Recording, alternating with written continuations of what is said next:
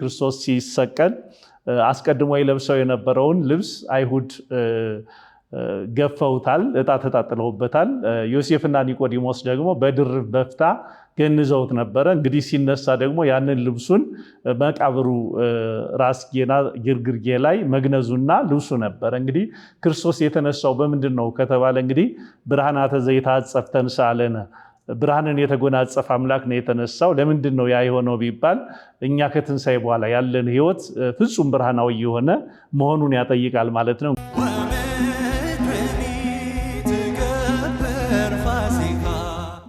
በስመ አብ ወወልድ ወመንፈስ ቅዱስ አሐዱ አምላክ አሜን። ክርስቶስ ተንሥአ እሙታን በዐቢይ ኃይሉ ሥልጣን አሰሮ ለሰይጣን አግዓዞ ለአዳም ሰላም እምይእዜሰ ኮነ።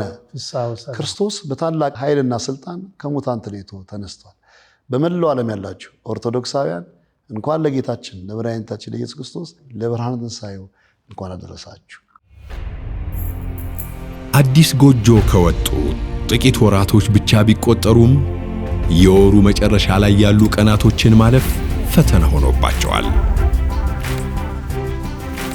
በተደጋጋሚ ብድር መጠየቃቸው ያሳሰባቸው አባት ችግሩ ያለው ከገቢያቸው ሳይሆን ካያያዝ መሆኑን ከራሳቸው ተሞክሮ ጋር በማሳየት ጊዜያዊ ችግሯን ፈተውላታል።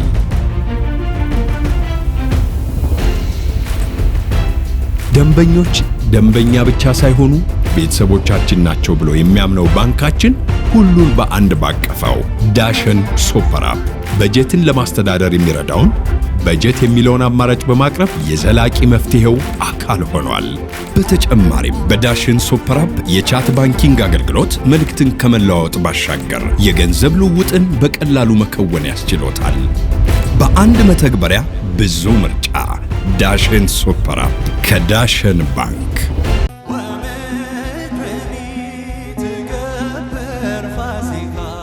መዘምራን ዲያቆን እስጢፋኖስ ሳሌም ምዕመናን በሚጠሩ በቅጥል ስሜ ቄሴ እባላለሁኝ። ከኔ ጋር ያሉት ክቡር መጋቢ አዲስ መምህር ዘላለም ሐሳቤ በኢትዮጵያ ኦርቶዶክስ ተዋሕዶ ቤተክርስቲያን በአዲስ አበባ ሀገረ ስብከት የደብረ ድራስ ቅዱስ ጊዮርጊስ ቤተክርስቲያን ስብከተ ወንጌል ክፍል ዋና ኃላፊ ናቸው። እስቲ መምህር እንኳን አደረሰን። በመላው ዓለም ያላችሁ ይህን ፕሮግራም የምትከታተሉ የኢትዮጵያ ኦርቶዶክስ ተዋሕዶ ቤተክርስቲያን አማኞች በሙሉ እንኳን ለጌታችን ለመድኃኒታችን ለኢየሱስ ክርስቶስ የትንሣኤ በዓል ለብርሃነ ትንሣኤው በሰላምና በጤና አደረሰን አደረሳችሁ። በዓሉ የደስታ የፍቅር የሰላም በዓል እውነት ከህሊናችን የምንነሳበት በዓል እንዲሆንልን አምላካችን ፈቃዱ ይሆንልን። ሁላችሁንም እንኳን አደረሳችሁ። በቅርብ ጊዜ ከ16 ዓመት በኋላ ቁጥር 4 መንፈሳዊ ዝማሬ ሰርቼ እንግዲህ በሙሽርነት ጊዜ ነው እዚህ ስቱዲዮ ኦርቶዶክሳውያንን እንኳን ለጌታችን ለመድኃኒታችን ኢየሱስ ክርስቶስ የትንሣኤ በዓል በሰላም አደረሳችሁ ለማለት ነው። ጊዜ ለመድረስ ቤተክርስቲያናችን ዘወረደን አልፋ ሆሳዕና ደርሳለች። ከሆሳዕና ደግሞ ሰሞነ ሕማማቱን የጌታን ግርፋቱን፣ ሞቱን፣ ስቅላቱን እያሰበች ቤተክርስቲያን በሕማማት ቆይታ በስግደት ቆይታ አባቶቻችን ግብረ ሕማማቱን እያነበቡ አቤቱ ማረን ይቅር በለን እያሉ ከልጆቻቸው ከምዕመናን ጋር በስግደት የጌታን ሞቱን፣ ሕማሙን፣ ስቅላቱን እያሰብን ነው እዚህ ደረስነው። አሁን ደግሞ በትንሣኤው ክርስቶስ በታላቅና ኃይል ስልጣን ተነስቷል እንደተባለ አንዱ ስለ ሁሉ ሞተ በእርሱ ቁስል እኛ ተፈወስን ተብሎ እንደተጻፈ ክርስቶስ በቁስሉ ፈውሶን ዛሬ ጻዕዳ ለብሰን ነጭ ለብሰን ሙታን ሁሉ ድምፁን የሚሰሙበት ጋር ሰዓት ይመጣል እንደተባለ ጌታችን መድኃኒታችን ክርስቶስ በታላቅ ኃይልና ስልጣን የተነሳበትን የትንሣኤ በዓል በማያ ሚዲያ ተከስተናል ለማክበር።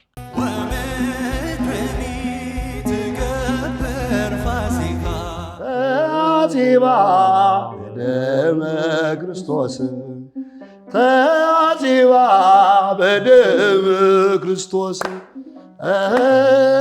ተአዜባ በደመ ክርስቶስ ተአዜባ በደመ ክርስቶስ ምድር ጸዳች ሐሴት አረገች ምድር ጸዳች ሐሴት አረገች በክርስቶስ ደም ስለታጠበች በክርስቶስ ደም በእውነት ታጠበች በክርስቶስ ደም በእውነት ታጠበች በክርስቶስ ደም በእውነት ታጠበች ወምድርኒ ትገብር ፋሲካ ወምድርኒ ትገብር ፋሲካ ተአጢባ በደመ ክርስቶስ ተአጢባ በደመ ክርስቶስ ተአጢባ በደመ ክርስቶስ ተአጢባ በደመ ክርስቶስ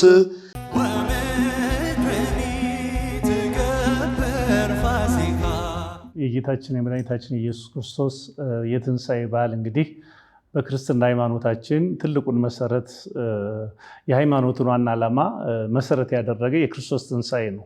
ቅዱስ ጳውሎስ ሲናገር በአንደኛ ቆሮንቶስ ምዕራፍ 15 ቁጥር 19 ላይ ከቁጥር 18 ጀምሮ ስለ ክርስቶስ ትንሣኤ ይናገርና ክርስቶስ ካልተነሳት እምነታችን ከንቱ ነው፣ ስብከታችንም ከንቱ ነው። ደግሞ ግን ክርስቶስ ተነስቶ ደግሞ እኛ ያንን ትንሣኤ የማንነሳ ከሆነ በዚህ ህይወት ብቻ በዚህ ዓለም ላይ ለመኖር ብቻ ክርስቶስን ተስፋ የምናደርግ ከሆነ ከሁሉ ይልቅ ምስኪኖች ሞኞች ነን እያለ ይናገራል። ምን ማለት ነው? እንግዲህ በክርስትና ህይወት ትልቁ የክርስትና ዓላማ ከትንሣኤ በኋላ ያለው ህይወት ነውና ወንሴፎ ትንሣኤ ሙታን ወሕይወተ ዘይመጽእ ለዓለመ ዓለም የሚመጣውን የትንሣኤ ሙታንና የክርስቶስን መምጣትና ያኛውን ህይወትን እናፍቃለን ይላል። የዚህ መሰረቱ ደግሞ ዋናው ምንድነው ከተባለ የክርስቶስ ትንሣኤ ነው። ከክርስቶስ ትንሣኤ በፊት እንግዲህ ትንሣኤ ተብለው የሚጠሩ ብዙ አይነት ነገሮች አሉ። እነዛ ሁሉ አማናዊ ትንሣኤ አልተባሉም። አማናዊ ትንሣኤ የሚባለው ግን ደግሞ ሞት የሌለበት ከሞት በኋላ ህይወትን የሚያስገኝ የክርስቶስ ትንሣኤ ነው እና አልዓዛርን ራሱ ባለቤቱ ክርስቶስ አስነስቷል። ያ የእነ አልዓዛር ሞት ግን እንኳን ለሌላው ህይወት ሊጠቅም ይቅርና እነሱን ተመልሶ ሞት ገዝቷቸዋል። ስለዚህ ለማንም ህይወት ያው ቤተሰብ ሊደሰት ይችላል እና ማርታ እነ ማርያም ተደስተዋል። ግን ያ ሞት ግን ትንሣኤው ግን መልሶ ሞት ገዝቶታል። የክርስቶስ ትንሣኤ ግን በኩረ ትንሣኤ ነው የሚለው ወበይንተ ይብሉ ከክርስቶስ በኩረ ትንሣኤ። ስለዚህ የሙታን ሁሉ በኩር ብለን እንጠራዋለን። ተነሹም ማስነሹም ራሱ ነው። ያ ትንሣኤ ዘላለማዊ ነው። የነዛ ትንሣኤ ዘላለማዊ አይደለም። ሁለተኛ ደግሞ የክርስቶስ ትንሣኤ በጣም ለየት የሚያደርገው በመጽሐፍ ስናነብ እንግዲህ ክርስቶስ ሲሰቀል አስቀድሞ የለብሰው የነበረውን ልብስ አይሁድ ገፈውታል፣ ዕጣ ተጣጥለውበታል። ዮሴፍና ኒቆዲሞስ ደግሞ በድርብ በፍታ ገንዘውት ነበረ። እንግዲህ ሲነሳ ደግሞ ያንን ልብሱን መቃብሩ ራስጌና ግርግርጌ ላይ መግነዙና ልብሱ ነበረ። እንግዲህ ክርስቶስ የተነሳው በምንድን ነው ከተባለ እንግዲህ ብርሃናተ ዘይትሐጸፍ ተንሥአ ለነ ብርሃንን የተጎናጸፈ አምላክ ነው የተነሳው። ለምንድን ነው ያ የሆነው ቢባል እኛ ከትንሣኤ በኋላ ያለን ህይወት ፍጹም ብርሃናዊ የሆነ መሆኑን ያጠይቃል ማለት ነው። እንግዲህ ቤተክርስቲያን የሐዘኗን የመከራዋን ጊዜ ስታስብ ነበር። ንዜኑ ሞተከ እያለች ቤተክርስቲያን በትንሣኤው ጾሙን፣ ስግደቱን፣ እያንዳንዱን ነገር ክርስቶስ የከፈለላትን ዋጋ ስታስብ ስትዘክር ነበር። አሁን ደግሞ ትንሣኤዋን የምታስብበት ነው። ያ ትንሣኤ እንግዲህ እንደሚታወቀው በዘመነ ትንሣኤ ጾም የለም። ሌሎች እነዚህ ህማማት ስቃያት የሉም፣ ሐዘኖች የሉም። ለምን ቢባል በፍትሐ መንፈሳዊ አንቀጽ 19 ላይ ስለ በዓላት ሲነገር ይችኛዋ ትንሣኤ ከሞት በኋላ ያለውን ህይወት የምንኖርባት ናት። ስለዚህ በዘላለማዊ ህይወት የምንኖርባት መንግስተ ሰማያትን የምንኖርባትን ህይወት ስለምትናገር ያችኛው 50ኛዋ ቀን የክርስቶስ ትንሣኤ የምናስብባት፣ መከራችንን ያስወገድንባት፣ ክርስቶስ የሰጠንን ዘላለማዊ ህይወት የምናስብባት ስለሆነች የጌታ ትንሣኤ በጣም የከበረች ናት። ሊቃውንቱ እንኳን አባቶቻችን በዘመነ ሰማዕታት እንኳን በሰማዕትነት እያለፉ እየሞቱ እንኳን ቤተክርስቲያን መከራ እየተቀበለች እንኳን ትንሣኤ ይቀየር አይባልም። መከራ ስለሆነ ሐዘን ስለሆነ ትንሣኤ ይቀየር፣ ብርድ ስለሆነ ስቃይ ስለሆነ ትንሣኤ ይቀየር አይባልም። ስለዚህ ትንሣኤ ፍጹም ሐሴት የምናደርግባት መንግስተ ሰማያት የምናስብባት ናት። ክርስቶስ የእኛን ሞት ወስዶ የእሱን ህይወት ዘላለማዊ ህይወት የሰጠንበት ዕለት ስለሆነ ሞት ተሸንፏል፣ መቃብር ተሸንፏል። ሰው ከመቃብር በላይ ያለውን ህይወት ከሞት አሻግሮ እንዲያይ ዘላለማዊ ህይወትን እንዲያይ አድርጓል ማለት ነው። ስለዚህ ለክርስቲያኖች እጅግ የከበረ ሁለተኛ ህይወትን የምንናፍቅባት መታሰቢያ በዓል ናት ማለት ነው። ቃላት ያሰማለን። እግዚአብሔር ይስጥልን። ጥልቅ ትንታኔ ኦርቶዶክሳዊ በሆነ የጌታ ሕማሙን ሞቱንና ነገረ ትንሣኤውን በደንብ አድርገው አስተምረውናል። መምህር ዘላለም እንግዲህ ወንድማችን አሁን የምንገኘው የልብ ወግ የሚል መርሃ ግብር ነው። እንግዲህ የልጅነታችንን የትምህርት ቤት አስተዳደጎቻችንን አጠቃላይ ስለ አገልግሎት ያለንን ነገር እናወራለን። እንግዲህ እርስዎ በአብነት ትምህርት ቤት አልፈው ነው እዚህ የደረሱት። በገጠሪቷ ቤተክርስቲያን ተምረው እንዲሁም አዲስ አበባ ከመጡ በኋላ እኔ በልጅነት ነው ማቆት። በአብነት ትምህርት ቤት ወይም ደግሞ በጉባኤ ቤት ያለው የበዓላት አከባበር አሁን ከበዓላቱ ይልቅ ቀለሙ ነው የሚጠበቀው። አሁን እኛ በዓል ሲሆን ሁለት ነገሮች እናስባለን። በቤተሰብ ደረጃ የምናከብራቸው አሉ፣ በቤተ መቅደሱ የምናከብራቸው አሉ፣ በማህበረሰብ ጋር የምናከብራቸው አሉ እና በአብነት ትምህርት ቤት ላይ ግን በዜማ ቤት በቅኔ ቤት ግን በዓሉ የሚከበረው ምን ላይ ነው ከተባለ እዛው ቤተክርስቲያን ላይ ነው እና ያለው በዓላቱ በዛ በኩል የነበረው የሚከበርበት በዓል አለ። ያኛው ቀለሙን ገና ከመጀመሪያው ጀምሮ የትንሣኤ በዓል እንደሚታሰበው ከሌላው በዓላት በጣም ለየት የሚለው ምንድን ነው? ገና ከመጀመሪያው ከሳምንቱ ጀምሮ የበዓሉን ዋዜማ ያከብራል። ለምሳሌ ሕማማቱን በየቀኑ በእያንዳንዱ ጸሎተ ሐሙስ ላይ አሁን የትንሣኤ ግማሹ አካል ያለው ጸሎተ ሐሙስ ነው። የትንሣኤ መሰረቱ ግማሹ አካል ያለው ደግሞ ስቅለት ላይ ነው እና በዛ ያለን ሕፃን ሆነን ቃለ እግዚአብሔርን ቀለሙን ነው የትንሣኤውን ቀድመን እናያለን። ነቢያት በቃል ይደረሳል። ያንን ነገርና ነቢያት የያዙ ሰዎች እዛ ሲደረስ ለመያዝ ያላቸው ፍላጎት አለ።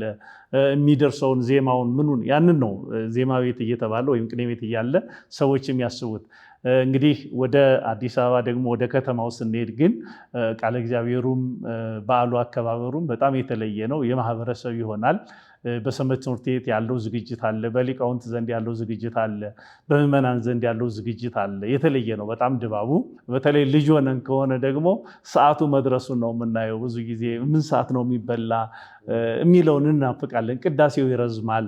በሊቃውንቱ ላይ ደግሞ ቃለ እግዚአብሔሩንና ስርዓቱን ሁሉ ነገር የትንሣኤው የተለየ ነገር ነው የሚቀርበው።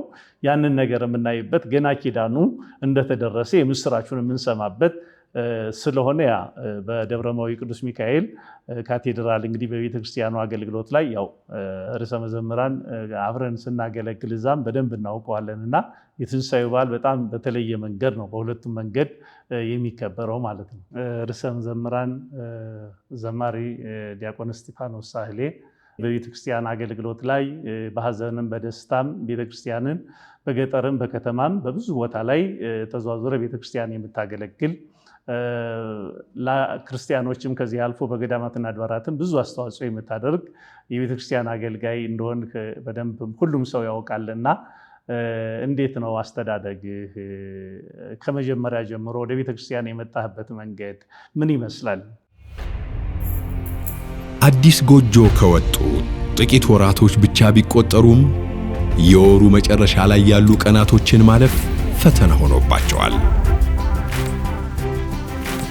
በተደጋጋሚ ብድር መጠየቃቸው ያሳሰባቸው አባት ችግሩ ያለው ከገቢያቸው ሳይሆን ካያያዝ መሆኑን ከራሳቸው ተሞክሮ ጋር በማሳየት ጊዜያዊ ችግሯን ፈተውላታል።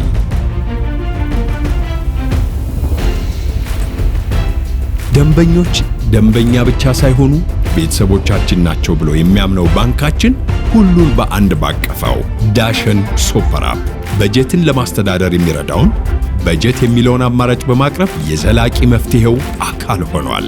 በተጨማሪም በዳሽን ሱፐር አፕ የቻት ባንኪንግ አገልግሎት መልእክትን ከመለዋወጥ ባሻገር የገንዘብ ልውውጥን በቀላሉ መከወን ያስችሎታል።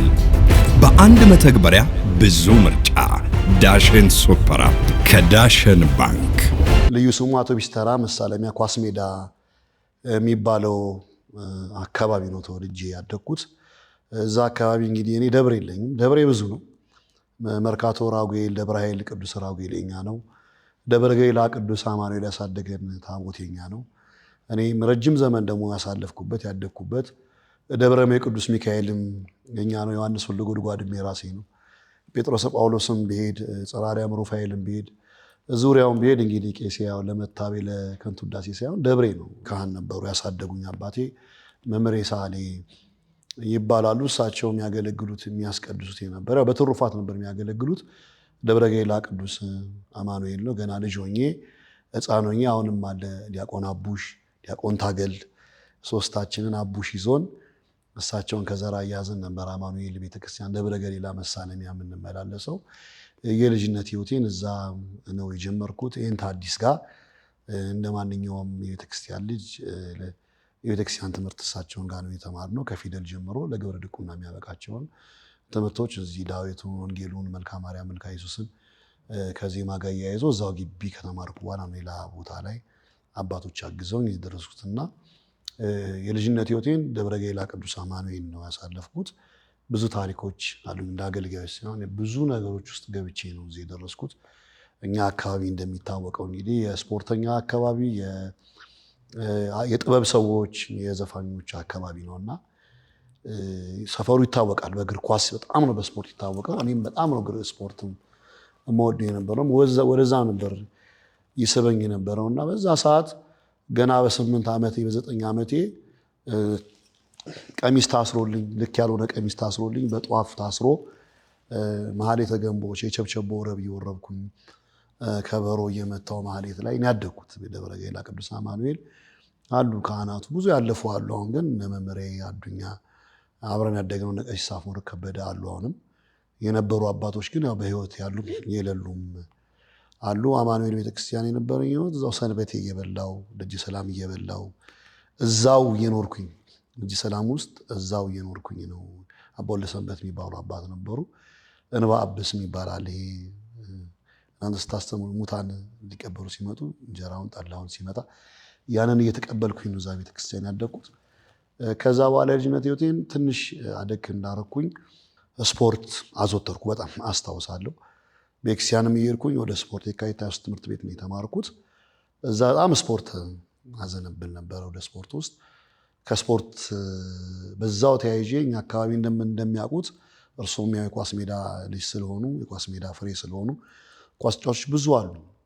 እነሱን ተከትዬ በዛው ሰምቼ ወደ ኢትዮጵያ መድን የሚባል ካምፕ ውስጥ በዛ ጊዜ በጣም ስፖርቱ ትኩረት የነበረበት ሰዓት ነበርና መድን ደግሞ የሚታወቅበት ነገር ነበሩ። መዝሙር ይዘምራሉ።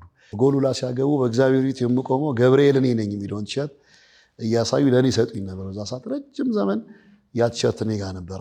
ከዛም ተመልሼ እንደገና በልጅነቴ ሰፈር ላይ ወድን ነበር። በጣም በብዙ ችግር ነው ያደግኩት።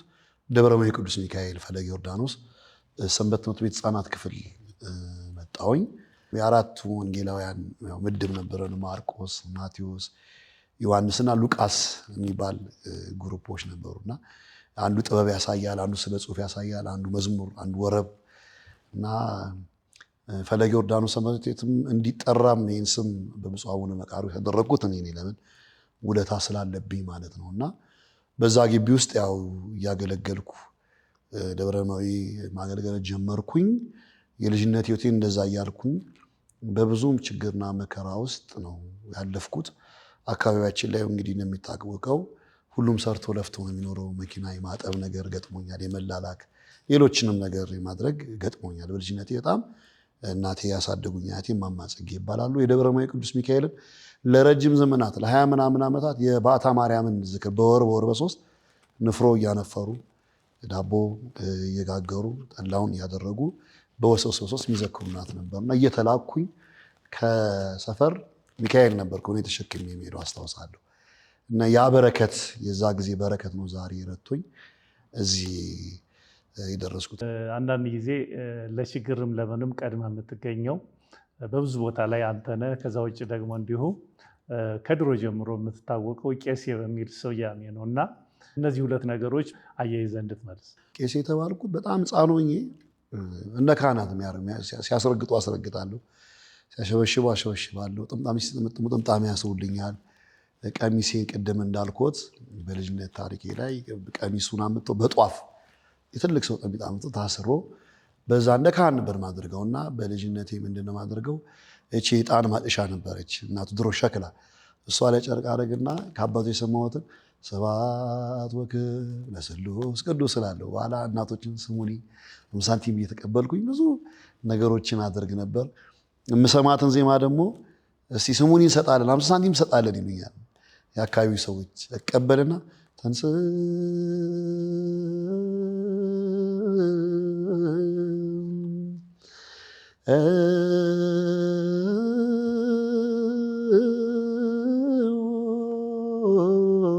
ለጸሎት በቃ ጎበዝ ይሉኛል። በቃ እኔ ቤተ መቅደስ የገባው ነው ይመስለኝ።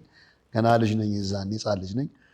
ቄሴን ጡር ይባላል። ዴክስ ላይ ደግሞ ቆምና አምባሻ በጣም ይሰጡኛል። በል እስቲ ቀድስ ይሉኛል። ከአባቶች የሰማሁትን ያሉ ብዙ ታሪክ ነው። ከዛ በኋላ እንደ ቀልድ አንድ አባት አሁን በህይወት የሉም። ቄሴማ የልጅ ቄስ ነው አሉኝ። አስታውሳለሁ። ከዛ በኋላ ቄስ የሚለው ስም ያው እንደ ቀልድ ቅጥል ስም ሆኖ ቀረ። ምንድነው እግዚአብሔር ረድቶኛል፣ አባቶች ጸሎት ረድቶኛል የማስበው ይህ አለመኮፈስ፣ እኔ እንዲህ ነኝ ብሎ አለመታበይ፣ በቃ በተሰጠ ጸጋ በተሰለፍክበት መስመር ሁሉ ይህን ማገልገል አለብኝ ብዬ አስባለሁ። በዓልን ለማክበር በተለይ ቤተሰብ መምራት ሲጀምር ደግሞ ብዙ ተግዳሮት አለ እና እነዚህ ነገሮች እንዴት ታርቀው ሄዱልህ ከአገልግሎት ጋር? በዚህ አጋጣሚ እዚሁ ጋር ትውስታ ካለ ወይ የምታስታውሰው ገጠመኝም ካለ? መጀመሪያ ራስን ማሳመን፣ ለአገልግሎት መሰጠት ወደኋላ ለማለት ነው። ሁለተኛው እኔ ለአገልግሎት ስሰጥ ቤተሰቤ፣ ባለቤቴ፣ ቤተሰቦቼ ማመን አለባቸው ወደኋላ እንዳመነ። መቼስ እርሱ እንደሚያውቁት አገልግሎት ዝና፣ ገንዘብ፣ ሚስት አይልም። ሞትም ከሆነ መቀበል ያስፈልጋል። ቅዱሳን አባቶቻችን ያንን ስላስተማሩን ቅዱሳን ሐዋርያትና ሞገስ ሆነን ክብር ሆነ የምወጣው እግዚአብሔር ነው። እግዚአብሔር ለማገልገል ስለሆነ ብዙም ፈተና ደስ ይላታል። እንደውም ባለቤቴ በማገልገሌ በጣም ደስ ይላል። ከማረሰው አንዱ ዝቋላ ተቃጠለ ሲባል 2 አይሱዚ ጤፍ ጭኜ መሳለሚያ ለመንኩና ጭኜ ሄድኩኝ እና መሸብ ማለፍ አትለፉም እሳት ነው ምናምን ሲባል ተኛው እዛ እንትን ላይ ከሸራ ለብሰን ተኛን አይሱዚ ላይ። በኋላ ወታደሮች ይመረምሩ ሲመጡ እንትን ጤፍ መስያቸው በመበርበሪያ የወግ ጊዜ በዘመኔ ያረሰም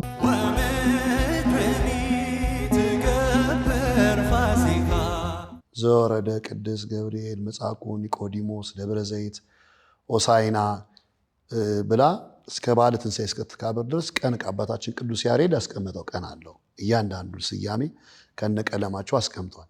ቤተክርስቲያኒቷ ልዩ ነች እና ሰማያዊት ቤተክርስቲያን ያለችን ከተፈታ በኋላ ደግሞ ማይዶት፣ አላዛር፣ ቅዱሳን አንስት ቤተክርስቲያን፣ ዳግም ትንሣኤ እያለች የአዳማሙስ እያለች ስያሜ ያላት እና እነዛ ስያሜዎች ብዙ ጊዜ ሲጠቀሱ አንሰማም። ለምንድን ነው የሚጠቀሱት? ጌታችን መድኃኒታችን ኢየሱስ ክርስቶስ እንግዲህ ከመሰቀሉ በፊት የሆነውን ታሪክ በመጽሐፍ ቅዱስ ስናስተምር የሚደንቅ ነው። ማለት 1 ሳምንት ሲቀረው ነው ክርስቶስ ቀራንዮ ማለትም ወደ ኢየሩሳሌም ሄዶ በአህያ ላይ ተቀምጦ ሆሳዕና ማርያም እየተባለ አይሩግ ሕፃናት ወተቀበሉ ሕዝብ ብዙኃን አይሩግ ሕፃናት ሕዝብ ሁሉ ወጥቶ በአንድነት የተቀበለውና ለማመስገን እንግዲህ ያኔ እሱን በልብሳቸውን እያነጠፉ ለማመስገን ምንም አዋጅ አልተነገረም፣ ምንም መመሪያ አልተላለፈም እና እነዛ ያከበሩት ሁሉ ግን ጌታችን መድኃኒታችን ኢየሱስ ክርስቶስ ወንጀለኛ ነው ተብሎ ሲፈረድበት ይሰቀል ብለው ነው ሰላማዊ ሰልፍ የወጡት ማለት ነው እና ክርስቶስን ያከበረች ዓለም 1 ሳምንት እንኳ አልሞላትም ክርስቶስን አሳልፋ ስትሰጠው ማለት ነው እና ሆሳዕና መጀመሪያ ተሰቀለ ለማለት መከራን ተቀበለ ከማለታችን በፊት ቅድስት ቤተክርስቲያን ልዕልናውን፣ ክብሩን፣ መለኮታዊ ስልጣኑን ደግሞ ትሕትናውን በላይ በኪሩቤል ላይ የሚመሰገን አምላክ በኪሩቤል ላይ የምትቀመጥ ተገለጥ ብለው እነ ዳዊት እንደተናገሩት በአህያ ውርንጫ ላይ ሆኖ ተገልጧል። እንግዲህ ይሄ ትሕትናውን ያሳያል። በትሕትናው ውስጥ ደግሞ ምን አለ? ክብሩን ገልጧል። ይህን ካደረገ በኋላ እንግዲህ ወዲያውኑ ሊሰቅሉ ስለተነሱ ቤተክርስቲያን ሕማማት ብላ የክርስቶስን እንግዲህ ያ ሁሉ የተከፈለው ጽዋዕተ መከራ በአንድ ቀን ብቻ ተነግሮ እንዳያልፍ ቤተክርስቲያን አንዱን ሳምንት ሰሙነ ሕማማት ብላ ታስበዋለች። ምክንያቱም እያደረገው ያለውን ያንን ሁሉ መከራ በአንድ ቀን ብቻ አክብረን ማለፍ ስለሌለብን ቤተክርስቲያን አንዱን ሳምንት ይሄ ሕማማቱን ታስባለች። ከዛ በኋላ እንግዲህ ክርስቶስ መሰቀሉን እና ከስቅላት በኋላ ደግሞ ትንሣኤው አለ እና በዚህ በክርስቶስ ስቅለት ውስጥ ማለት ከእርሱ ጋር ተሰቅለናል ይላል ቅዱስ ጳውሎስ ሲናገር። ለምን? የእኛን ሁሉ በደልና መከራ ተሸክሟል እና ያን ሁሉ ዘዚያነ ሞተ ነሣ ወይንቲያሁ ሕይወት ወሀበነ፣ የእሱን ሞት የእኛን ሞት ወስዶ የእሱን ሕይወት ሰጠን ይላል። በሱ ቁስል እኛ ተፈወስን ይላል እና እንዴት ነው? በሰው ቁስል ሰው ይቆስላል እንጂ አይፈወስም። ግን የእሱ ቁስል ግን የሰዎችን ሁሉ ቁስል የሚያስወግድ ነው። የእሱ ስብራት የእኛን ሁሉ ስብራት የሚያስወግድ ነው እና ክርስቶስ ከተሰቀለ በኋላ እንግዲህ ይህ ዓለም በቃ ክርስቶስን ሰቀልኩ ብሎ አርፏል። ግን የእሱ ሞት ለእኛ ሕይወት ነበረ። የእሱ ትንሣኤ ደግሞ በጣም በሚደንቅ ሁኔታ የተኙት ሰዎች መቃብሩን የሚጠብቁ ሰዎች ተኝተዋል። እነሱ ተኝተው ግን የሞተው ሲነሳ ግን የተኙት የሉም፣ አይሰሙም ያንን ነገር ማለት ነው። እና ያን ትንሣኤ ቤተክርስቲያን በሚገርም መንገድ ትገልጠዋለች። ስትገልጠው ደግሞ እንግዲህ የክርስቶስ መቃብር ምሳሌ የሆነችዋ ቤተክርስቲያን ናት። የክርስቶስ ስጋ የሚገኘው እዛ ስለሆነ ሁሉም ኦርቶዶክሳውያን እዛ ቦታ ነው ሄደው ነው የሚያከብሩት። ስለዚህ ኦርቶዶክሳውያን ሁሉ ቤተክርስቲያን በመሄድ ያከብሩታል። ያ ትንሣኤ ደግሞ የቅድም እንደተነጋገርነው የእኛ ህይወት መሰረት ስለሆነ ያንን ትንሣኤውን እንዲሁ አንድ ቀን ብቻ አንናገረውም። 50 ቀን ሙሉ ስለ ትንሣኤው፣ 40 ቀን ስለ ትንሣኤው፣ 10ን ቀን ደግሞ ስለ ዕርገቱ እናስባለን ማለት ነውና በዚህ ዳዊት አረገ ውስተ አርያም ጽዮን ወከጽዋ ምርኮን ማድረክ ወደ ሰማይ ያረክ ወሃብ ከጸጋ ከለይጓ ለማያው ለሰው ልጆች ሁሉ ደግሞ ዘላለማዊ ህይወትን ሰጠ ጸጋ መንፈስ ቅዱስን አደልክ የሚለውን የዳዊትን አስቀድሞ የተነገሩትን ስለተፈጸመበት ይሄኛውን ትንሣኤ ቤተክርስቲያን በሚገርም ስርዓት ዘርግታ ታስተምራለች፣ ትሰብካለች። ከዛ ከትንሣኤው ጋር ደግሞ ተያይዘው የሚመጡ ነገሮች አሉ። የመጀመሪያ ትንሣኤውን ነው የምናከብረው። የትንሣኤው ደግሞ መሰረቶች አሉ፣ ወይም ደግሞ ትንሣኤው የተገኘባቸው ትንሣኤውን ስንገልጽ ከትንሣኤው ጋር ያሉት ማለት ነው እና ልክ ሰሙነ ሕማማት ስያሜ እንደሰጠናቸው ከሰሙነ ሕማማት ቀጥሎ ያሉት ደግሞ ከትንሣኤ ጀምሮ ያሉት አሉ። ትንሣኤ እንግዲህ አማናዊ ብርሃነ ትንሣኤ ብለን እናስበዋለን።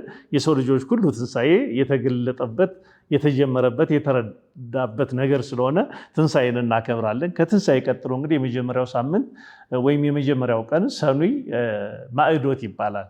ማዕዶት ማለት እንግዲህ አደወ ተሻገረ ማለት ነው። ግዕዙ አደወ ይላል። ትርጓሜው መሻገር፣ ማለፍ፣ መራመድ ማለት ነው።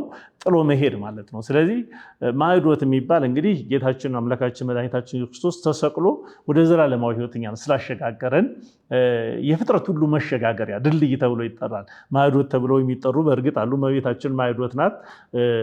ከመከራ ወደ ድህነት የተሸጋገርንባት ናት። ብኪ ድኅነ ዓለም ወወልድኪ ኮነ ሰላም፣ በአንቺ በኩል ዓለም ዳነ በልጅም ሰላም ተደረገ እንደተባለ መሸጋገሪያ ናት። የጥፋት ድልድዩን ያለፍንባት። አሻጋሪ ዋናው ባለቤቱ ማን ነው ከተባለ ጌታችን መድኃኒታችን ክርስቶስ ነው። ስለዚህ ትንሣኤው ምን ይባላል? ማዕዶት ይባላል። ዘላለማዊ ሀገርን ለማውረስ ማለት ነው። እስራኤላውያን ከግብፅ ባርነት ነፃ ወጥተው ለመሻገር ምን ያስፈልጓቸዋል?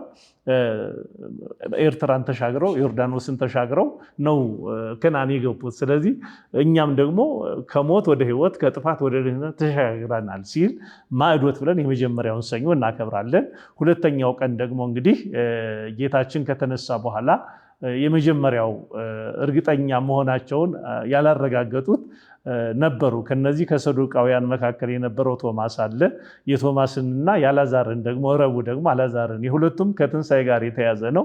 ምንም የተለየ ነገር የለውም። አልዓዛር ቶማስ ስንል ያው ቶማስ እንግዲህ ጌታችን በዮሐንስ ወንጌል ምዕራፍ 19 ቁጥር 27 ላይ ቶማስ እንደተገለጠው ታሪኩ ጌታ ከተነሳ በኋላ መነሳቱን እርግጠኛ አልነበረም። ለምን ቢባል እንግዲህ ትንሣኤ በነገራችን ላይ ለቶማስ ብቻ ሳይሆን ለፍጥረት ሁሉ አስቸጋሪ ነበር። ዮሐንስ አፈወርቅ እንደው ምን ይላል? ትንሣኤ አዲስ ሕይወት ስለሆነ ልምምድ ስለሚያስፈልገው እግዚአብሔር አስቀድሞ ልምምድ ሰጥቷል ይላል። ለመጀመሪያ የአበው ዘመን መርዘም የነ አብርሃም የነ ኖህ ዘመናቸው መርዘሙ በኋላ እያጠረ መምጣቱ ትንሣኤ ሙታን ለመኖሩ ምልክት ነው ይላል። በኋላ እያጠረ መምጣቱ። ሁለተኛ ደግሞ የአበው መሰወር፣ እነ ሄኖክ እነ ኤልያስ ተሰውረዋል፣ ተመልሰው መጥተው ይሞታሉ። ግን የነሱ በህይወት መቆየት ትንሣኤ ለመኖሩ ምሳሌ ነው ይላል። ሌሎችም አለ፣ እጽዋት አዝርዕት አሉ ተዘርተው እንደገና መነሳታቸው። ይሄም ሆኖ ግን ትንሣኤ በቅዱሳን ደግሞ ሌሎች ተነስተዋል። እነ ኤልሳ እነ ኤልያስ ሙት አስነስተዋል። ባለቤቱ ራሱ ክርስቶስ ሙታን ከአልዓዛር ጀምሮ ብዙዎችን አስነስቷል።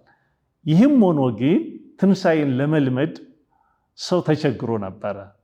ስለዚህ ቶማስ ብቻ አይደለም ደግሞ ሰዱቃውያን ሲጀመር ትንሣኤ ሙታን አለ ብለውም አያምኑ። ስለዚህ ከሰዱቃውያን ወገን ስለነበረ ያ ሁሉ ግን እሞታለሁ ስለ እኔ ታለቅሳላችሁ፣ ግን ወፍሳክሙኒ ያልው ዘሀይ ይደክሙ፣ ከሞት ከተቀበርኩ በኋላ እነሳለሁ፣ ደግሜ ያያችኋለሁ፣ የምታገኙት ደስታ ዓለም አይወስድባቸውም እያለ ክርስቶስ ነግሯቸዋል። ይህ ሁሉ ትምህርት ፈሶበት ግን ቶማስ ምን አላለም? ያ ልማዱ ሊለቀው አልቻለምና እንዴት ሊሆን ይችላል አለ። እያየውም ደግሞ ምን አለ ይላል? ልዳብስ አለ እና ጎኑ እንዳሰሰው። በዚህ የተነሳ እጁ ተኮማተረ ይላል። በዚህ ሰዓት ምን አለ? እግዚኦ አምላኬ አምላአው አምናለሁ ጌታ አምላኬ ብሎ ተናገረ። ስለዚህ ቶማስ ያላመኑ ሰዎች ሁሉ እንዲያምኑ፣ ያላመነ እነ ቶማስ ያሉ ሰዎች ሁሉ እመኑ ነው። ኑ እያልን አሁን ለዚህ ነው 50 ቀን ሙሉ ስንናገር ክርስቶስ ተንሥአ እሙታን በዐቢይ ኃይል ወሥልጣን አሰሮ ለሰይጣን አግዓዞ ለአዳም ሰላም እምይእዜሰ ኮነ ፍስሐ ወሰላም። አዎ ክርስቶስ በታላቅ ኃይል ተነስቷል፣ አዎ በኃይል ተነስቷል እያልን እናውጃለን። እንደ ቶማስ ያላችሁ ሰዎች ካላችሁ መኑ ነው አዋጁ። ስለዚህ የቶማስን እናስባለን። አልዓዛርም እንግዲህ የክርስቶስ ትንሣኤ ምንጭ ሊሆን ይችላል እንጂ አልዓዛር ትንሣኤ የክርስቶስን ትንሣኤ አይመስልም። አልዓዛር አስነሻ ያስፈልገዋል። ክርስቶስ ግን በኃይሉ ስልጣን ነው የተነሳው። በዮሐንስ ወንጌል ምዕራፍ 2 ላይ ከቁጥር 19 ጀምሮ ይህን ቤተ መቅደስ ንስትዎ ለዝንቱ ቤተ መቅደስ ወበሰሉስ ዕለት አነሣው፣ ይህን ቤተ መቅደስ አፍርሱትና እኔ ምን እለዋለሁ ደግሜ አነሳዋለሁ እሰራዋለሁ ብሏቸው ነበር። ግን ይሄንን የሚያለው በእንተ ቤተ ሥጋው ይላል፣ ስለ ሥጋው ነው እንጂ ስለ ሌላ መቅደስ አልነበረም ይላል። ነፍሴን ላኖራት ላነሳ ስልጣን አለኝ ብሎ በዮሐንስ ወንጌል ምዕራፍ 10 ቁጥር 18 ላይም ተናግሯል። ስለዚህ የክርስቶስ ትንሣኤ የአልዓዛርን ትንሣኤ አይመስልም። ግን የሚመስለው በምንድን ነው ከተባለ አልዓዛር ከተነሳ በኋላ ኖሯል። ክርስቶስ ግን ከተነሳ በኋላ አድርጓል። አልዓዛር ከተነሳ በኋላ ወደ ወዳጆቹ ነው ሄደው። እርሱ ግን ከተነሳ በኋላ ወደ ትናንት ማንነቱ አልሄደም። በመለኮታዊ ክብሩ ወደ ክብሩ ነው ያረገው። በስጋ ተገልጧል። ግን ስላላመኑ ምን ብሏል? አብሯቸው እስከ መብላት ድረስ ደርሷል። ለምን? ፍጹም ትንሣኤ ነው እንዲል። ለምን ደግሞ የክርስቶስ ትንሣኤ በጣም ለእኛ ትንሣኤ መሰረት የሚሆነው የአልዓዛር ትንሣኤ እንግዲህ አሁን ከሙታን ሁሉ የተለየ የአልዓዛር ትንሣኤ ነው። ለምን? 4 ቀን ነው የቆየው። 4 ቀን እንግዲህ አንድ አካል ዝም ብሎ አይቆይም። ቤተሰቡም ይሸታል ብለውታል። ይህንን አስነስቷል እግዚአብሔር። ስለዚህ የእኛ ትንሣኤ ማመናዊ ነው ክርስቶስ የሰጠን። ለምን ይባል? 4 ቀን የቆየው እኮ ዝም ብሎ ተነስቷል። ስለዚህ እኛም እንነሳለን ሲል ቤተክርስቲያን አልዓዛር ብላ ትጠራዋለች 3ኛውን ቀን። 4ኛው ደግሞ ሐሙስ ደግሞ አዳም ይባላል። ያ ትንሣኤ ሁሉ የተደረገው ለሰው ልጆች ለሆኑ መሆኑን ደግሞ አዳም ተስፋ ያደርገው የነበረው የክርስቶስ ሰው መሆን በመልዕልተ መስቀል ተሰቅሎ ዓለምን ማዳን ስለሚገለጥ ያንን መሰረት በማድረግ 5ኛው ቀን ወይም ደግሞ ሐሙስ የሚባለው በፍጥረት 5ኛ ቀን ደግሞ በትንሣኤ ከትንሣኤ በኋላ ባሉት ቀናት ስንቆጥር ትንሣኤን ጀምረን ስንቆጥር ግን 5ኛ ቀን ብለን የምንጠራው ምን ይሆናል ማለት ነው? ሐሙስ አዳም ተብሎ ይጠራል። ለአዳም በሚብለው ግን አዳምም ሔዋንም ትጠራለች እንጂ አዳም ብቻ የሚጠራበት አይደለም። ግን የፍጥረት መጀመሪያ እንደሆነ ሁሉ አዳም ተብሎ ይጠራል ማለት ነው።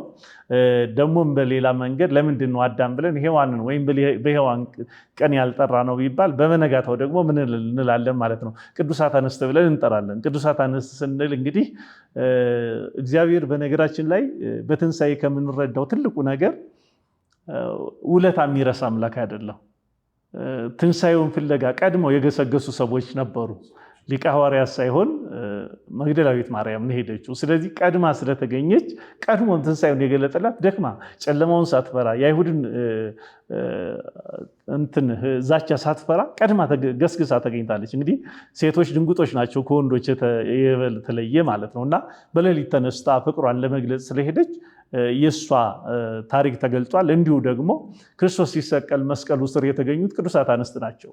ሌሎቹ ተበትነዋል። የተበተኑበትም እርግጥ ሴቶች ላይ እንደማይተናኮሏቸውም ስለሚታወቅ ነው።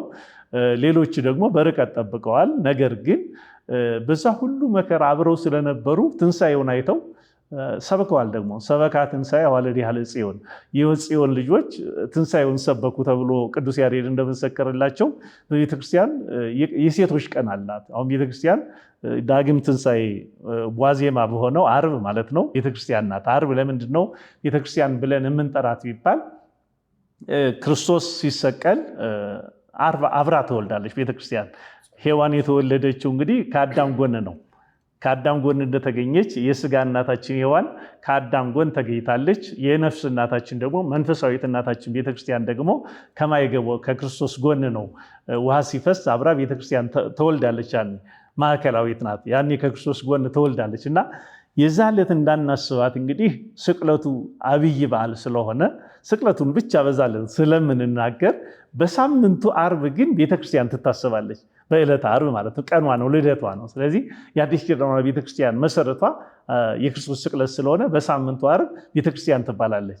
ቅድም እንደተናገርኩት ግን 6ኛው ቀን ወይም ደግሞ ዓርብ የትንሣኤ ዋዜማ ቅዳሜ ደግሞ ቅዱሳት አንስት ተብለው ጌታን ሲያገለግሉት የነበሩ በሉቃስ ወንጌል ምዕራፍ 8 ላይ ከቁጥር 2 ጀምሮ እንደተነገረው በአገልግሎትም አብረው ነበሩ ይላል። ቅዱሳት አንስት ገና ከመጀመሪያ ጀምረው እነዚህ ሁሉ በገንዘባቸው በጉልበታቸው ያገለግሉት ነበር ይላል። ቤተክርስቲያን የአረጋውያንም ናት፣ የሕፃናትም ናት፣ የማዕከላውያንም ናት፣ የሴቶችም ናት፣ የወንዶችም ናት፣ የምዕመናንም ናት። ሁሉ ነገር ትንሣኤውም ለሁሉም የተሰጠ ነው። እኒህን አይመለከትም አይባልም። አሁን የክርስቶስ ትንሣኤ ለሁሉ መሆኑን ለመግለጥ እኒህ ሁሉ ታስበዋል ማለት ነው። ስለዚህ የመጨረሻው ደግሞ ዳግም ትንሣኤ ይባላል። ዳግም ተነስቶ ሳይሆን ክርስቶስ ትንሣኤውን የገለጠበት ያወጀበት ስለሆነ ዳግም ትንሣኤ ብለን ብዙዎቹ እንዲሰሙ ለምን የዕለት ዕለት የሰሙ አሉ፣ ሲያወሩ የሰነበቱ አሉ፣ በኤማውስ መንገድ ላይ የሰሙ አሉ። የእነዚህ ሁሉ ተደምሮ ደግሞ መጨረሻ ላይ ክርስቶስ በአንድነት ስለገለጠ አግቦተ ግብርም ይባላል። ግብረ ዘወሀብከኒ ፈጸምኩ። አገልግሎቱም ማህሌቱም የተለየ ነው። ከቅዳሴው በኋላ ደግሞ የሚቀጥል ራሱ ስርዓት አለው ራሱን የቻለ እና በዮሐንስ ወንጌል ላይ ጌታ የተናገረው ስራዬን ጨርሻለሁ ብሎ የማዳን ስራውን መጨረሱን የሰው ልጅ ድህነቱ ተረጋግጦ ማለቁን በክርስቶስ በኩል የተከፈለው ዋጋ ሁሉ ተከፍሎ ማለቁን አዋጅ የሚታወጅበት ስለሆነ ዳግም ትንሣኤ ተብሎ ይጠራል። እንግዲህ ከዛ በኋላ ግን ያኛው ሙሉ 50 ቀኑ ትንሣኤን የምናስብበት ነው ማለት ነው።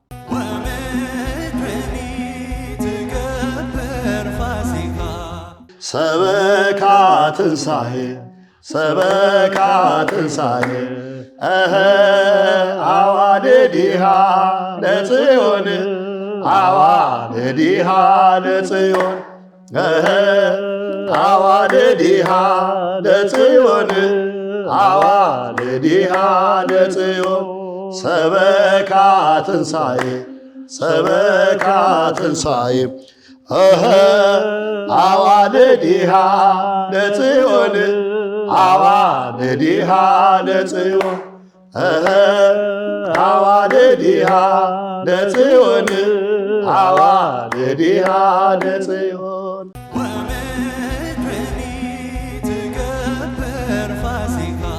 በዓለ ሃምሳንን እንደ ፍስሐ አድርገው ያው የፍስሐ ነው የደስታ ነው። ምንም አይነት በእኛ ቤተክርስቲያን ውስጥ የቀኖና ንስሐ የሚሰጥበት ጊዜ አይደለም። ያው ጌታ ተነስቷል። እንግዲህ ቅድም እሱ እግዚአብሔር አርገ እግዚአብሔር በይባቤ እስኪባል ድረስ ያ ቀን እስኪመጣ ድረስ ምንም አይነት ነገር አይከናወንም። የሚደረጉ ስርዓቶችና የማይደረጉ ስርዓቶች አሉ። ግን ኦርቶዶክሳውያን ብዙ ጊዜ ከትንሣኤ በኋላ ቤተክርስቲያን የማይመጡም ሰዎች አሉና ለእነሱ የሚያስተላልፉት መልእክት ካለ? ብዙ ጊዜ እኛ የትንሣኤውን ዓላማ ገና ከዘወረደ ጀምሮ ለትንሣኤ ነው። ይህ አገልግሎት ሁሉ የትንሣኤ ነው። ትንሣኤ ያለበት አሁን ክርስቶስ ጾመ ጸለየ ስንል መዳረሻው ትንሣኤ ነው እናውቀዋለን። እና ያን ሁሉ ግን እንደዛ ሄደን ዜሮ ላይ የምናቆም ሰዎች አለን። ለምሳሌ የክርስቶስን ስቅለት ሁሉም የሚያከብረው ቤተክርስቲያን ነው፣ ሌላ የትም አናከብረው። ትንሣኤውን ግን ዝንጉርጉር ሆነን ነው የምናከብረው። እሱ ብቻ አይደለም፣ ክርስቶስ የተነሳበትን ዓላማ ማሰብ መቻል አለብን። ክርስቶስ እኮ ራሱን ደስ አላሰኘም ይላል ቅዱስ ጳውሎስ። በዚህ ዓለም ላይ ተነስቻለሁ እንኳን ደስ አላቸው አይደለም እኮ ተነሳውላችሁ ነው ያለው። ትንሣኤው ለነሱ ነው ለሱ አይደለም። እሱማ አለመሞትም የራሱ ነበረ፣ አለመሰቀልም የራሱ ነበረ እና አዝነው ነበረ፣ ተክዘው ነበረ፣ በጣም ልባቸው ተሰብሮ ነበረ። ደግሜያቸዋለሁ አለ። መጥቶ አገኛቸው፣ አያቸው፣ ተርበው አገኛቸው። በጦርያዶስ ባህር አሳ መገባቸው። አዝነው አገኛቸው፣ በር ዘግተው አገኛቸው፣ አረጋጋቸው። ሄዶ ሰላም ለእናንተ ይሁን አለ። የትንሣኤው ዓላማ ያ ነው። ሰዎችን ያዘኑትን ሄደን የምንጠይቅበት፣ የተራቡትን ሄደን የምንጎበኝበት፣ ተስፋ የሌላቸውን በር የዘጉትን የጨለመባቸውን ሄደን የምንጠይቅበት ነው። የትንሣኤ ትልቁ ዓላማ ያ ነው። ሁለተኛ ክርስቶስ እንግዲህ እንደው እናወራ ቢባል በዕለተ ዓርብ ብቻ አይሁድ ያደረሱበትን የክርስቶስን መከራ አስቡትና ያ ሁሉ መከራ ደርሶበት እንደዛ ገርፈውት እንደዛ አሰቃይተውት አንድ ቀን ተመልሶ እንኳን ለአይሁድ ተነሳውባችሁ እንኳን አላላቸው። ለተነሳላቸው እንጂ ትንሣኤውን ለማይፈልጉት ሰዎች ሄዶ ሊወቅሳቸው አልፈለገም። ትንሣኤ ማለት አዲስ ሕይወት ነው። ትናንት ሰዎች አቁስለውን ሊሆን ይችላል፣ ሰዎች ገርፈውን ሊሆን ይችላል፣ ቸንክረውን ሊሆን ይችላል፣ ብዙ አራቁተውን ሊሆን ይችላል። የትንሣኤ ዋና ዓላማ ግን መተው የሚባል ነው። ክርስቶስ ድካሙን ሁሉን ነገር እኮ ስቃዩን ሁሉ እኮ ጥሎት ነው የተነሳው። ሰው በሕይወቱ ያለውን ደካማ ጎን ትንሣኤ ማለት ፍጹም ትንሣኤ ነው። ለዚህ ነው ቅዱስ ጳውሎስ በኤፌሶን መልእክት ምዕራፍ 2 ቁጥር 14 ላይ አንተ የምትተኛ ንቃ፣ ከሙታንም መካከል ተነስ፣ ክርስቶስ ኢየሱስ ምን ይልሃል? ያበራልሃል አለ። አሁን እንዲያው በጣም ቃሉን ስናየው አንተ የምትተኛ ንቃ ነው የሚለው። ከማን ጋር? ከሙታንም መካከል ተነስ። አሁን የሚተኛ ሰው የሚተኛው ከተኙ ሰዎች ጋር ነው እንጂ ከሙታን ጋር ሊሆን አይችልም። አሁን በመካከላችን ሬሳ ቢኖር ልንተኛ አንችልም፣ እንቅልፍ አይወስደንም። ለምን? ሬሳ ስለሆነ እና የክርስቶስን ትንሣኤ የሚያምን ሰው ክፉ ከሚሰሩት ኃጢአት ከሚሰሩት ዝሙት ከሚፈጽሙ ሰዎች መካከል ጥላቻና ተንኮል ውስጥ ካሉ ሰዎች መካከል መነሳት። ክርስቶስ ሲነሳ እኮ እነዛ ሞተዋል፣ ተኝተዋል፣ ከአንቀላፉት መካከል ተነሱ። ስለዚህ ትንሣኤያችን የሚነግረን ይሄ ነው፣ ከፍ ማለታችን። ቅዱስ ጳውሎስም ሲናገር በጥምቀት ከእሱ ጋር ሞተናል አለ፣ በእሱ ጋር ደግሞ ተነስተናል። አሁን የትንሣኤ ህይወት ነው የምንኖረው። ሁሉን ድል የማድረግ የማሸነፍ ህይወት አለ ማለት ነው። ስለዚህ ይህን ማሰብ ያስፈልጋል። ሁለተኛና ትልቁ ነገር ደግሞ የሰው ልጅ ጾምና ጸሎት ጊዜ ይኖራቸዋል። ጸሎት ግን ጊዜ የለውም። የጸሎት ጊዜያት ብለን ብንደነግግም ጸሎት የማይጸለይበት ጊዜ የለም። አሁን የሰው ስንሰግድ ስንጸልይ ኖረን ልክ ትንሣኤው ከገባ በኋላ መዝሙረ ዳዊቱም ይቀራል፣ ጸሎተ ማርያም ውዳሴ ማርያም ይቀራል። ለምን እንብላ እንጠጣ ደስተኛ እንበል ይላል። እና ይህ አይነት ነገሮች መቆም መቻል አለባቸው። በእርግጥ ትንሣኤም ሲሰጠን እንዳንራብ እንዳንጠማ ነው እንጂ ከልክ በላይ እንድንበላ እንድንጠጣ አይደለም የተሰጠን። እንዲያውም መንፈሳዊት በዓል ናት፣ መንፈሳዊት ናት። ትንሣኤ መንፈሳዊ ነው። በትንሣኤ ሙታን ከተነሳም በኋላ አንበላም አንጠጣም።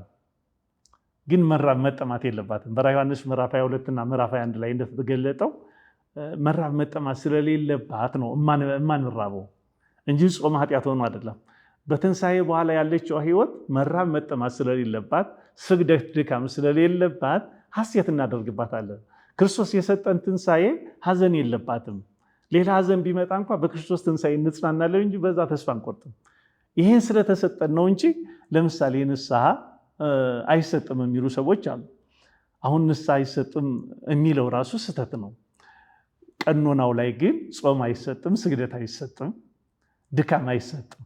መጽውት ይባላል፣ ገዳማትን ጎብኝ ይባላል፣ ነዳያንን አብላ ይባላል፣ ግብረ ሰላም ደግሞ የሚባል አለ። ክርስቶስ ልክ ሐዋርያትን ይዞ በጥብርያዶስ ባህር እንደመገባቸው በመካከላቸው እንደተገኘ ለማጠየቅ ደግሞ አባቶቻችን ሊቃውንት ካህናቱን እየጠሩ ደግሞ ያ ይደክሙ የነበሩ ያገለግሉ የነበሩት ካህናትን እየጠሯቸው ቤታችንን ባርክ፣ ልክ በኤማውስ ቤት በዛ በኤማውስ መንገደኞች በቤታቸው ሄዶ እንደባረከላቸው ጌታ እሱን ወክለው የሚያገለግሉ ካህናትን ወደ ቤታቸው ይጠራሉ። ስለዚህ ካህናት አንዱ ይሄ ግብረ ሰላም የሚባለው የተራቡትን ማብላት፣ የተጠሙትን ማጠጣት፣ ካህናትን መመገብ ራሱ አንዱ ንስሐ ነው፣ አንዱ ቀኖና ነው።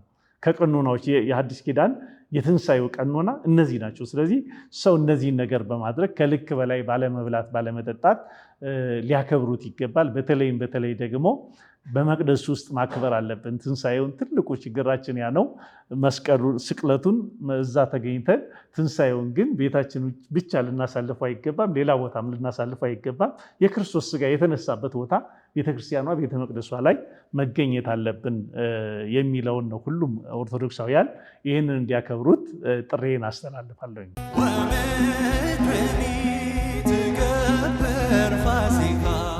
የብዙ ሰዎችን ዘማሪያን አገልግሎት እና ካሴታቸውን ሌሎችንም ስራዎችን በማገዝና በማውጣት ነው የምትታወቀው እና አንተ ግን ወደኋላ ብዙ ጊዜ ራስህን ስራ ሳታስተዋውቅ ቆይተሃል ሳሰራ እና ከብዙ ጊዜ በኋላ ይመስለኛል አሁን ባርከኛል በሚል ርዕስ አዲስ ዝማሬ አሳትመህ እስካሁን ቆይታውን ልታቀርበው ቻልክ። በዚህ ላይስ ደግሞ የነበረውን ውጣ ውረድ ለተመልካቾቻችን ልታቀርብ። እግዚአብሔር ፍቃድ ካልሆነ ምንም ነገር ማድረግ አይቻልም፣ ምንም መስራት አይቻልም። እኔ እሱን ስራ ስሰራ ነው የኖርኩት፣ ብዙ ስራ ስሰራ ነው የኖርኩት እና አንድ ቀንም መዝሙር ለምን እንዳልሰራው አልገባኝም ለራሴም እና እግዚአብሔር ለምን ለዚህ ጊዜ እንዳቆየኝ የሱ ፍቃድ ነው። እመቤታችን ሁሌ ነው ጦጦ ኪዳነ ምሕረት ነው እመቤታችን እያልኩ ወንድሞችን ሳይ ማለክ ሰው የእግዚአብሔር ፍቃድ የእግዚአብሔር እቺ ነች። ሚያዝያ 4 ነች። ተአምሪም ጠላልፍም አልኳቸው። ቄሴ ይሰራሉ ሲባል አላመኑኝም። እኛ እንዲህ ማድረግ አለብን ግድ የለም ብዬ ታግዬ መርሃ ግብሩን ያው ላካች ያለው ግን በዚህ 16 ዓመት ውስጥ ሰዎችን ሳግስ ለኔ ሳልል ለቤተሰቦቼ ሳልል ቤተሰቦቼን ጎድቼ ባለቤቴን ጎድቼ ልጆቼን ጎድቼ ነው የሁላ ዘመን ያሳለፍኩት። እግዚአብሔር ያኖራል። እንደዚህም ሆኖ ግን እግዚአብሔር ከማንም በላይ ያኖረኝ ነው። ሞገስ ሰጥቶኛል በሰው ፊት። እግዚአብሔር ፈቅዶ ከ16 ዓመት በኋላ የሶሻል ሚዲያው ማቀባበል እያዩት ነው። ቄሴ ለራሱ ሆኖ አያውቅም ነው ዛሬ ሊሆን ነው ወይ ነው የነበረው ደስታ።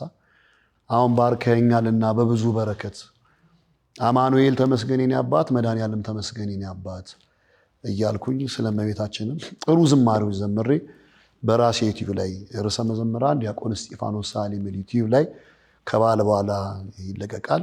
በጌታ ፊት ሞገስ ያገኘሽ ኪዳነ ምሕረት ለኔ ልዩ ነሽ፣ ሐመረኖ ለኔ ልዩ ነሽ፣ እመቤቴ ለኔ ልዩ ነሽ። እንዲሁም ደግሞ ድርገት ሲወል እስመ ኃያል አንተን ያው ጸሎት ነው እንደምናውቀው። እኔ ግን በመዝሙር መልክ እስመ ኃያል አንተን በመዝሙር መልክ በምስጋና እንዲሆን አቅርቤዋለሁ። ባርከኛልና በብዙ በረከት ቁጥር 4 መዝሙር ከ16 ዓመት በኋላ በእግዚአብሔር ፍቃድ ሰርቼ ለሕዝበ ክርስቲያኑ አቅርቤያለሁ።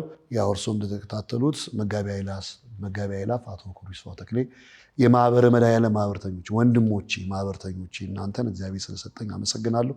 እነሱንም ማህበረ አሮን ማህበርተኞቼንም እንኳን አደረሳችሁ ማለት እፈልጋለሁ። የኔ እዚህ ስኬት መድረስ የሚያሳስባቸው የነበሩ እናቴ እማሆይ በርዝነሽ ኃይሌ ለእሳቸው መታሰቢያ ይሁንልኝ፣ ለእህቴ ቅድስት ይርጋ መታሰቢያ ይሁንልኝ፣ ለባለቤቴ አባት ለአቶ ካሳዬ ጎበና መታሰቢያ፣ እንዲሁም እርሶም የሚያውቁት ደግሞ አለ በሙሽርነት ዘመኑ ብዙ አብያተ ክርስቲያናትን ገዳማትን የረዳ የተፊ ኪዳነ ምሕረት ሊቀመንበር የነበረው ለወንድማችን ለአቶ ዳንኤል አለማየሁ ወልደ አረጋይ መታሰቢያ ይሁንልኝ። እግዚአብሔር አምላክ ወንድሜ ቴዎድሮስ ይርጋንም ሌሎችን ማቃቸውን ሁሉ ያገልግሏቸውን ነፍሳቸውን ይማርልኝ፣ መታሰቢያውን ለነሱ ይሁንልኝ። ሰውንም እግዚአብሔር እድሜ ክብሩን ያደርልኝ። ለዚህ ስራ ያገዛችሁኝ በእንባ በጸሎት ነገ እንድበረታ ነገ የዛሬ ዓመት የዛሬ 2 ዓመት እንድሰራ በመዝሙር እንድበረታ ያደረጋችሁልኝ ቤተሰቦቼን ሁሉ እግዚአብሔር ይባርካችሁ። ባላችሁበት ሁሉ የደብረ ምጥማቅ ቅዱስ ሚካኤል ወጣቶች ጸሎታችሁ በአጠቃላይ የቅዱስ ራጉኤል የቅዱስ አማኑኤል ወንድሞችን ማመስገን እፈልጋለሁ። መልካም የትንሣኤ በዓል ይሁንላችሁ እላለሁ። ምርቃቱም ላይ ሲዘመር እንደሰማነው ያ መዝሙር እንግዲህ ብዙ ውጣ ውረድ ብዙ ድካም ቢከፈልበትም ግሩም በሆነ መንገድ ሰዎች ለመስማት ሙሉን ለመስማት እስከ መቸኮል አድርሷቸዋል። በዕለቱም ዕለት ሲዘመር እና ባርከኛል የሚለውን አዲሱን ዝማሬ ያው ለተመልካቾቻችን እንድታሰማ ጋብዛለሁ።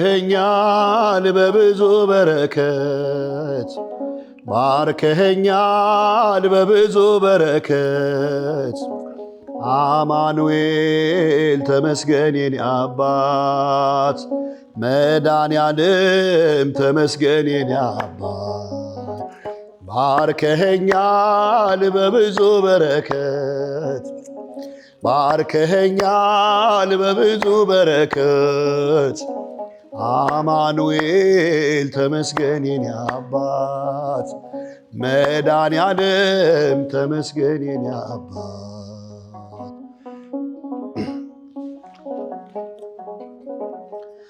አባቴ ነህ አንተ ከአባትም በላይ ዳቦ ሲለምኑ የማትሰጥ ድንጋይ የኔ ነው የምለው ከቶ ምን አለና ስለ ድንቅ ስጦታ ይድረስ ምስጋና ባርከኸኛል በብዙ በረከት ባርከኸኛል በብዙ በረከት አማኑኤል ተመስገን የኔ አባት መድኃኔዓለም ተመስገን የኔ አባት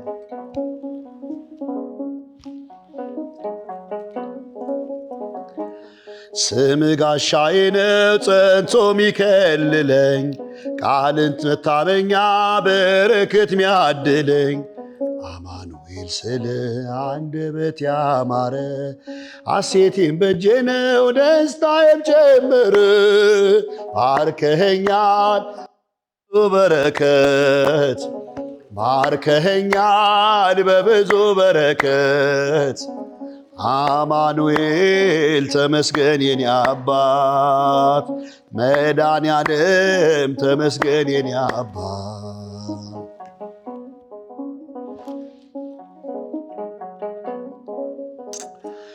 አልቋል በቃ ሲሉ አዲስ ንጋት አለ በሕይወት ገጽ ላይ ተስፋን ትሰጣለ ይኸው ዛሬም ደረስ ተመስገን አባቴ አማኑኤል ጌታ ሆነ መድኃኒቴ ባርከኸኛል በብዙ በረከት ባርከኸኛል በብዙ በረከት አማኑኤል ተመስገን የኔ አባት መድኃኔዓለም ተመስገን የኔ አባት እንዳልታመነው አድርገህ ፈወስከኝ እንዳልበደለ ሰው ፍጹም ይቅር አልከኝ እንዳልፈጽም አድርገህ ሰጠኝ ብርታትን በልቤ ሞላኸው የጸና እምነትን ባርከኸኛል በብዙ በረከት ባርከኸኛል በብዙ በረከት አማኑኤል ተመስገን የኔ አባት መድኃኔዓለም ተመስገን የኔ አባት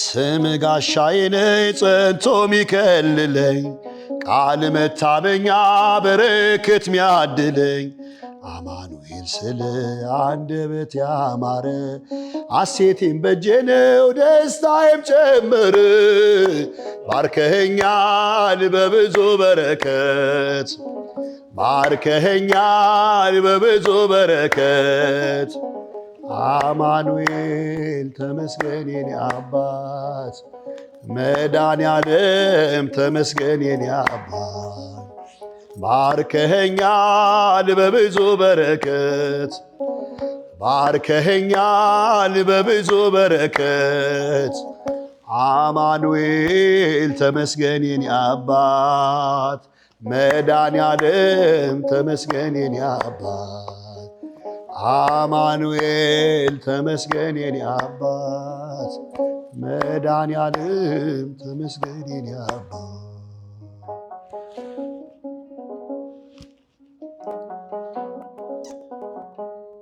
ግሩም ዝማሬ ነው። እንግዲህ እንደሰማችሁት ተመልካቾቻችንም በደንብ ዝማሬው ዜማውና ግጥሞቹ የያዙት ሀሳብ ራሱ የሚገርም ዝማሬ ነው።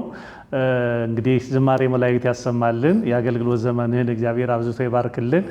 እናመሰግናለን። በድጋሚ እንኳን ለ2017 ዓመተ ምህረት ለጌታችን ለመድኃኒታችን ለኢየሱስ ክርስቶስ ብርሃነ ትንሣኤው በሰላም አደረሳችሁ። በስመ አብ ወወልድ ወመንፈስ ቅዱስ እስቲ በጋራ የሰላም የፍቅር በዓል ያድርግልን። ሀገራችንን ሰላም ያድርግልን። ቤተክርስቲያናችንን ይጠብቅልን። እግዚአብሔር የተቸገሩትን ያስብልን። መልካም በዓል። እንግዲህ ከርዕሰ መዘምራን ዘማሪ ዲያቆን እስጢፋኖስ ሳህሌ ቄሴ ጋር የነበረን የበዓለ ትንሣኤ ፕሮግራም ይህን ይመስል ነበረ። ስለነበረን ሰዓት ሁሉ አምላካችን ክብርና ምስጋና ለስሙ ይሁን። ለሁላችሁም መልካም የትንሣኤ በዓል እንዲሆንላችሁ እንመኛለን። ومدرني تكبر فاسق